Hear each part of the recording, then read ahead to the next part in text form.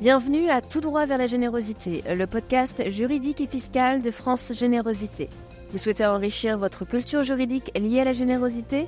Vous êtes au bon endroit. Actualité, décryptage, partage de bonnes pratiques, on vous raconte tout. C'est parti. Bonjour à toutes et à tous, je suis Sarah Berthaille, je suis directrice générale adjointe en charge des affaires juridiques et publiques chez France Générosité. Et donc je suis ravie de vous retrouver aujourd'hui pour notre nouvel épisode de Tout droit vers la générosité, le podcast qui décrypte les enjeux juridiques et fiscaux du secteur associatif et fondatif. Alors aujourd'hui, on va parler d'un mot qu'on entend souvent, mais qu'on confond encore parfois avec le mécénat, c'est ce qu'on appelle le parrainage ou sponsoring. Donc c'est un terme qu'on retrouve souvent dans le monde associatif et fondatif pour de nombreuses opérations, mais que l'on connaît particulièrement par le prisme culturel et sportif. Alors le parrainage, ce n'est pas une opération de don, c'est une opération avant tout commerciale.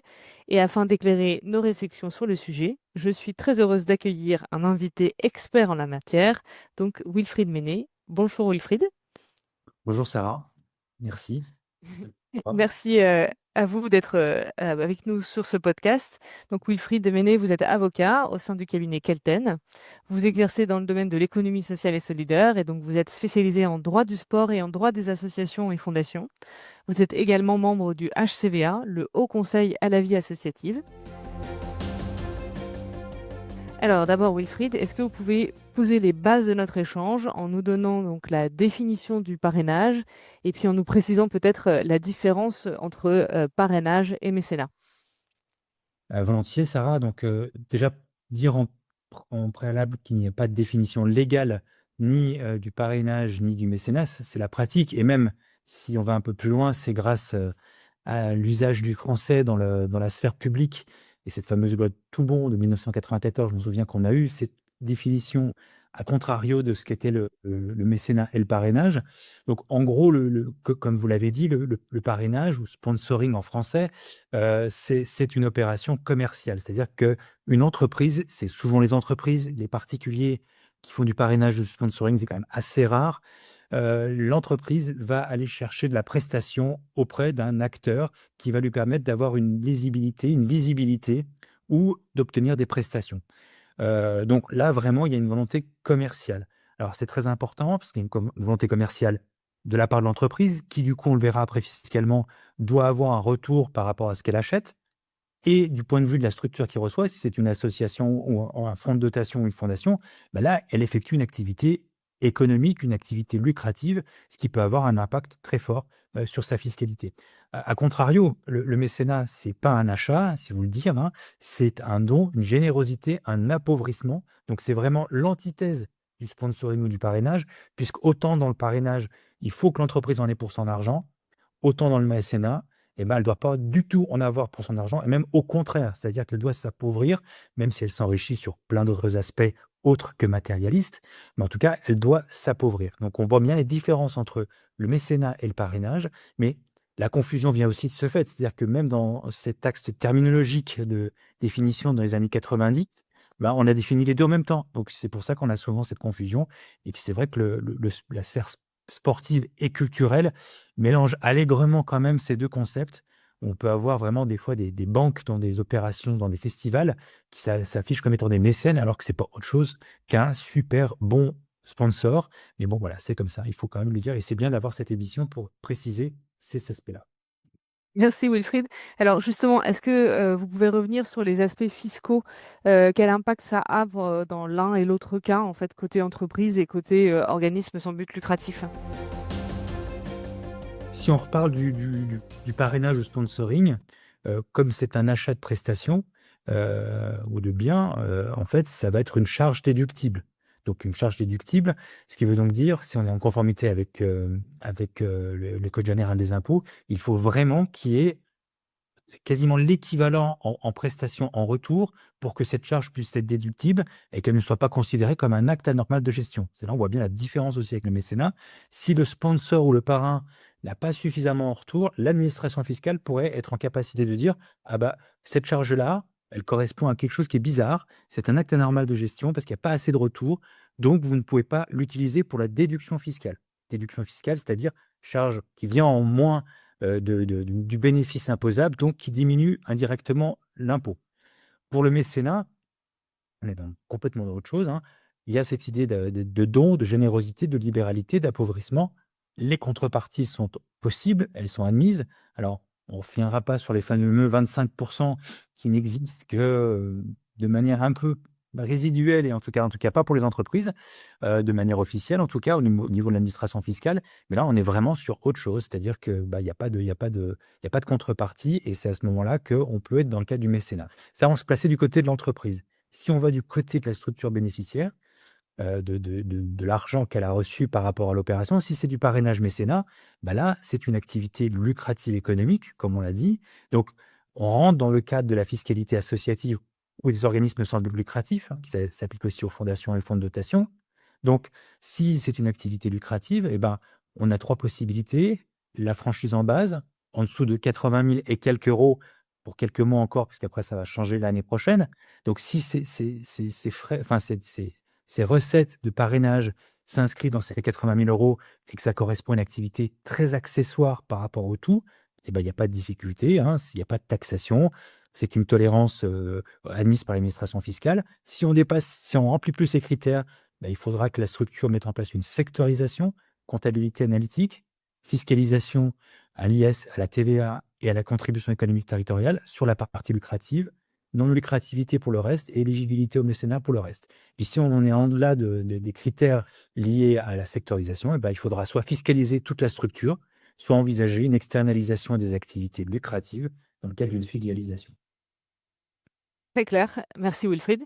Donc en fait, si je me permets de résumer, donc dans le cadre d'un parrainage, donc l'entreprise engage des dépenses pour améliorer sa visibilité, donc c'est vraiment une charge, et valoriser son image. Elle attend évidemment des retombées médiatiques.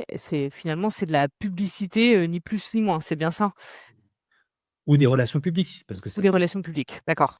un festival, d'avoir, un superbe lieu dans un musée, dans une salle de spectacle avec de la presta, quoi. On accueille les gens. Est-ce que vous avez peut-être des exemples sur les contreparties qu'on pourrait envisager dans le cadre d'une opération de parrainage et à contrario, ce qui n'est pas du tout envisageable dans le cadre d'une opération de mécénat? Alors, déjà peut-être en termes d'exemple, si on prend la domaine du sport, on pourrait donner, la distinction suivante. Imaginons qu'une entreprise souhaite soutenir un club de première division, donc c'était droit à la générosité, donc je vais faire une référence, au club de ma ville, hein, droit au but, donc avec le de Marseille. Si on a une entreprise qui veut être sur, le maillot, de l'équipe première, bah, ça va être du parrainage, du sponsoring parce que vu la couverture médiatique, vu enfin tout ce que ça fait autour, bah, c'est clair que l'entreprise lorsqu'elle met son nom sur le maillot d'une équipe professionnelle de première division en France, qui fait aussi la coupe d'Europe, elle est là juste pour faire de la publicité. Donc là, il y a pas de nuance possible, il y a pas de distinction possible, c'est vraiment du parrainage. Par contre, si notre entreprise décide de soutenir un club de 4e, 7e, 5e division, allez, en France, en régional, un club vraiment amateur ou autour du stade, il y a quelques personnes et souvent les membres de la famille, bah là, le fait que le nom de l'entreprise figure sur le maillot, ça serait peut-être pas considéré forcément comme du sponsoring, mais peut-être bien du mécénat parce que ça serait une contrepartie en lisibilité, en visibilité, d'un don qui soutient le sport amateur, la vie collective autour des événements sportifs dans une ville ou dans un village. Alors ces exemples, ils sortent pas de mon esprit, hein. Ils ont été fixés à un moment donné par l'administration fiscale dans sa doctrine, dans le fameux BOFIP. Donc ça, c'est un exemple de ce qu'on peut avoir. Là, dans le cas de l'association sportive amateur, il y a bien une contrepartie qui est donnée, la lisibilité, mais il y a une vraie disproportion marquée parce que, bah, oui, certes, c'est visible, mais personne ne peut le voir. Donc, du coup, il n'y a pas vraiment une volonté publicitaire. Ce qu'il faut avoir en tête, c'est que l'administration fiscale et donc les inspecteurs des impôts ou les vérificateurs, ce qu'ils cherchent, c'est la véritable attention de l'entreprise. Est-ce que c'était vraiment soutenir l'intérêt général? Donc, d'avoir une volonté exogène, c'est-à-dire pas forcément s'intéresser à son entreprise, mais à l'ensemble extérieur. Ou est-ce que c'était plutôt endogène, c'est-à-dire faciliter ou favoriser le développement de l'entreprise? Alors là, à ce moment-là, ça sera, une requalification en parrainage sponsoring. D'autres exemples de contrepartie, ben, Là aussi, l'administration fiscale en fournit quelques-uns. Tout dépendra du volume. C'est-à-dire que si une entreprise soutient une opération culturelle, hein, la structure est éligible au mécénat, mais elle obtient, je sais pas, 2, 3 places pour ses salariés, 4 places, on va dire, avec une petite communication sur les documents de manière discrète, là, on restera dans le mécénat. Si par contre, c'est trois soirées de relations publiques avec 150 invités chaque soir, enfin, vous voyez la différence. Tout est question de proportion et c'est là où c'est très important, à la fois un petit peu subtil, c'est qu'il faut vraiment analyser au cas par cas et pas se dire que ce qui a été possible dans une autre association pour un autre événement sera forcément la vérité pour la structure qui nous concerne. Il faut vraiment être au cas par cas. L'analyse, elle se fait in concreto. On pourra d'ailleurs, largement s'appuyer sur une fiche pratique qu'on avait fait sur le sujet des contreparties qui complétera, vos propos. Alors vous avez parlé justement de requalification en parrainage. Quels seraient du coup les risques si une opération de mécénat est requalifiée en parrainage? Alors, les risques sont multiples. On les jauge pas suffisamment, je pense, Mmh. quand on se lance dans ce type d'opération. 1re hypothèse, donc on pensait avoir fait du mécénat, donc logiquement, l'association ou la fondation de fonds de dotation qui a reçu cet argent a émis un reçu fiscal. Si l'administration fiscale dit: «Ah, vous êtes trompés, il y a eu trop de contreparties, c'est pas du mécénat, c'est du parrainage sponsoring», bah, donc le reçu fiscal n'aurait jamais dû exister. Donc amende fiscale. Si on est dans le mécénat des entreprises, bah, il y aura une amende de 60 du montant indiqué. Autrement dit, l'association, le fonds de dotation de la fondation va rendre à l'État l'avantage qu'elle a indûment donné aux mécènes, entreprises. Donc déjà, 1er point. 2e point, si on regarde globalement la fiscalité, la situation fiscale de la structure non lucrative, si, bon, elle avait aucune activité lucrative et que cette requalification, ça impacte à hauteur de 5 000, 10 000, 15 000 €, peu importe. Bon, pas de sujet de ce point de vue-là. Mais si on avait déjà un petit secteur, lucratif, et qu'on était, je sais pas moi, à 70 000 € d'activité, non lucrative dans le cadre de cette franchise. Notre opération de mécénat à 25 000 €, elle est requalifiée. 20 000 plus 25 000, 85 000, on dépasse le seuil de la franchise en base et donc là, du coup, l'administration fiscale est en mesure, en capacité de dire: «Vous n'avez pas, fait ce qu'il fallait, donc je vous fiscalise intégralement». Et dernier point aussi, notamment pour les fondations et fonds de dotation, un fonds de dotation qui n'est pas d'intérêt général, donc qui est fiscalisé, il n'est plus, exonéré des droits de mutation à titre gratuit à hauteur de 60. Donc vous voyez, cette petite opération de rien du tout pour faire plaisir, pour faire joli, pour faire sympa, pour un peu séduire une entreprise qui va soutenir, financièrement, les opérations de la structure, bah, ça peut avoir des impacts très, très lourds sur, la fiscalité et j'ai même envie de dire sur la survie de la structure. Parce que si on cumule tout ça, ça peut faire, très, très cher et donc très, très mal. Et côté entreprise, il peut aussi y avoir un risque de redressement, par rapport à la réduction d'impôt qui a été obtenue indûment. Oui, mais j'ai envie de dire et surtout depuis on est passé du taux d'amende de 25 à 60, c'est vraiment d'abord l'association qui est recherchée. La société mécène peut l'être, mais je l'ai très, très, très rarement vu, dans les années de ma carrière et dans le suivi de ces dossiers. Mais il faudrait vraiment que l'administration fiscale, arrive à prouver que la société commerciale ne pouvait pas ignorer que c'était ça ou que c'était elle qui a poussé à. Enfin voilà, ça fait beaucoup, beaucoup de si, et là, avec le taux, bah, généralement de 60, c'est plutôt l'association qui est redevable. C'est elle qui est en première ligne et c'est elle qui va, je dirais, payer, les erreurs et les errements qui ont été, réalisés. Alors, on a présenté le cadre, juridique et fiscal. Donc maintenant, on va passer aux choses très concrètes puisque nous avons régulièrement des questions chez France Générosité, sur, les opérations de mécénat dans le cadre d'événements sportifs. Donc je m'explique, c'est souvent un athlète, qui voudrait promouvoir un organisme sans but lucratif et dans le même temps, cet athlète a besoin de soutien financier pour réaliser son projet sportif. Donc est-ce que Wilfried, vous pouvez nous éclairer sur les montages qui sont envisageables dans une telle situation?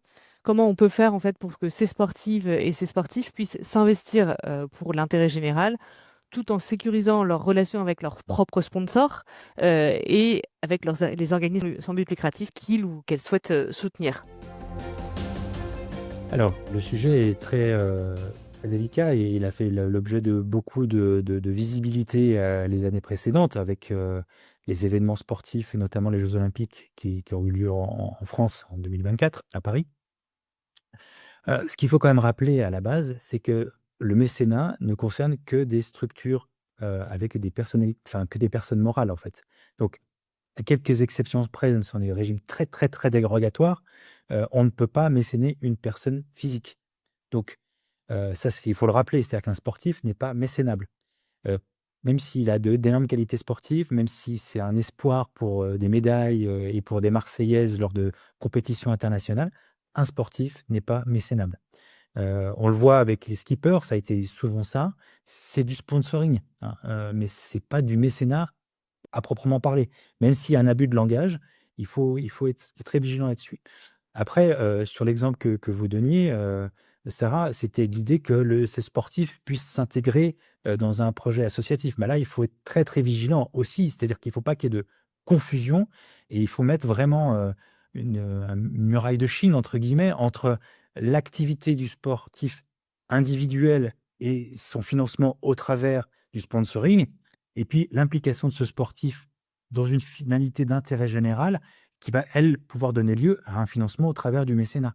Il faut vraiment être très vigilant là-dessus. Ça veut donc dire 2 contrats différents et des signataires différents aussi, puisque si c'est l'association qui est concernée, bah, c'est plutôt les dirigeants de l'association qui vont être en lien avec l'entreprise mécène et pas du tout le sportif, même s'il peut être en présence dans le contrat et être indiqué, impliqué. Mais en tout cas, ça change complètement la donne.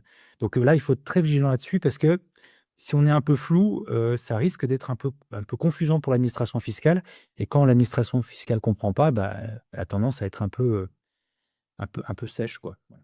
Donc, Donc, ce que vous voulez dire, c'est que le sportif peut initier des projets d'intérêt général, des opérations de mécénat en fait d'entreprise, mais lui-même ne pourra pas participer directement à cette opération. Donc, on pense par exemple à une voile qui est floquée aux couleurs d'une association. Donc ça passera par les entreprises qui sont autour du skipper, c'est ça? bah, oui, alors je vais peut-être préciser mon propos, hein. C'est-à-dire que si on prend l'exemple d'un sportif de haut niveau qui a une notoriété, bien entendu, il n'est pas interdit que ce sportif mette sa notoriété au service d'un projet d'intérêt général pour attirer des entreprises mécènes et faire en sorte que, bah, tout ça puisse, qu'elles puissent, ces entreprises, financer l'intérêt général. Là, il y a pas de sujet, mais autrement dit, le sportif va pas retirer de l'argent, de cette opération-là. C'est une opération de mécénat pour lui aussi, puisqu'il donne de son temps et de son énergie et de sa notoriété gratuitement au profit d'un projet d'intérêt général. Là, on est vraiment si on respecte tout ça, on est vraiment dans une vision mécénat et d'intérêt général. Je reprends votre exemple, Sarah, à propos, du nom d'une association, de la dénomination sociale d'une association sur la grande voile d'un bateau, qui fait une régate. Hem, Là, normalement, si c'est une régate très connue, avec des skippers connus ou un peu moins connus, on est dans une opération de sponsoring pur jus, hein, avec le nom d'une entreprise qui apparaît et qui est très visible. Si l'entreprise concernée et le skipper se disent: «Bah, tiens, on va profiter de ça, non pas pour mettre en avant le nom de la banque ou de l'assurance ou de je sais pas quelle entreprise, mais plutôt le nom d'une association», bah, là, on va du coup avoir un don d'un espace publicitaire qui va être fait au profit d'une association. Donc là, il y aura une opération de mécénat. Mais quelque part, le skipper en question, il va soit abandonner quelque chose, des revenus, soit rendre ça possible, mais en tout cas, ça va pas être une source de financement pour lui. C'est très clair, merci. Voilà, j'ai insisté un peu sur ce sujet puisque comme je le disais, c'est, des questions qui sont assez courantes, chez nous. Et donc évidemment, on rappellera, je parle sous votre contrôle, mais on rappellera qu'il faudra bien, formaliser, toutes les relations, par des conventions, voilà, pour sécuriser les choses, et éviter, toute, difficulté avec l'administration fiscale. C'est ça et quand on parle de sécuriser avec des conventions, c'est vraiment se mettre dans le travail et cette volonté de sécuriser par des conventions. C'est pas juste faire une convention, qu'on appelle convention de partenariat, par exemple, qui veut tout et rien dire. On mélange un peu tout, on met un peu de voilà et là, en fait, c'est pire que sécuriser puisque grâce à ce contrat qui est mal fait, vous donnez vraiment des arguments, très forts à l'administration fiscale pour requalifier l'opération. Donc si vraiment il y a cette volonté de sécuriser et je sais que c'est un senti un souci de vous partager aussi, Sarah, de vos équipes. Il faut vraiment faire un ou plusieurs contrats en fonction des opérations concernées et être très vigilant sur le contenu et la qualification et les définitions qu'on apporte dans ce contrat. C'est très important. Le contrat est un outil extraordinaire qu'on sous-exploite et malheureusement qu'on utilise mal. Et lorsqu'il est mal utilisé, ça peut être une arme qui se retourne contre ceux qui pensaient sécuriser grâce à un contrat. C'est très clair et effectivement, ça ouvre un certain nombre d'opportunités pour les athlètes qui voudraient, soutenir, des organismes d'intérêt général. Bah, écoutez, je crois qu'on arrive, à la fin de notre échange. Vous avez répondu à toutes mes questions. Est-ce que peut-être vous voudriez, faire un petit mot de conclusion, sur ce sujet de mécénat et parrainage? Oui, enfin, merci en tout cas une fois de plus de m'avoir permis de m'exprimer dans ce cadre, j un peu nouveau pour moi, j'avoue, ce côté podcast, que j'ai jamais encore pratiqué. Merci Sarah. Ben, non, mais je pense qu'on l'aura compris dans les propos que j'ai pu tenir, ces quelques minutes. Il faut vraiment être très vigilant sur la qualification, très vigilant sur la sécurisation et puis je dirais, mais c'est un peu généraliste, mais il y a une responsabilité collective, de tous les acteurs, de la générosité, de tous les acteurs du mécénat, des acteurs associatifs, fondatifs. Il y a une responsabilité collective en ce sens que si et on le voit actuellement, le climat est particulier, si, certains font des opérations qui sont complètement à côté des clous, en faisant penser, que c'est du mécénat alors que ça ne l'est pas et que, bah, il y a un retentissement médiatique, hein, il faut pas grand-chose pour faire la une de Libération, on l'a bien vu, de manière négative au sujet du mécénat. Ben, ça risque de rejaillir sur l'ensemble de la «communauté» entre guillemets, d'intérêt général et ça peut, donner soit des idées mauvaises à certains députés ou sénateurs qui, pour certains, n'attendent que ça, pour remettre en cause le dispositif de la loi Egalim de 2003, soit aussi encore pire, de donner une mauvaise image et de faire perdre la confiance des acteurs, privés et publics vis-à-vis du mécénat et ça peut être ça peut avoir un impact énorme sur tout le secteur qui, actuellement, en plus, est déjà un peu tendu au niveau financier et on n'a pas besoin de ça, quoi. Donc, je dirais, voilà, il faut être vigilant, il faut vraiment, bien savoir ce qu'on fait et de se dire que lorsqu'on en agit dans son coin, on n'agit pas tout seul et que nos actions, bien entendu, ont un impact sur l'ensemble de l'écosystème d'intérêt général. Eh bien, écoutez, merci Wilfried Méné pour votre éclairage, sur les aspects, juridiques et fiscaux de ces opérations et puis à tous nos auditeurs, si ce sujet vous a intéressé, n'hésitez pas aussi à venir consulter notre site internet francegénérosité.org. À bientôt. Merci d'avoir écouté ce podcast. Retrouvez sur notre site francegénérosité.org toute l'actualité juridique et fiscale du secteur de la générosité et sur l'espace membre, des fiches pratiques, des études et d'autres ressources complémentaires. À bientôt!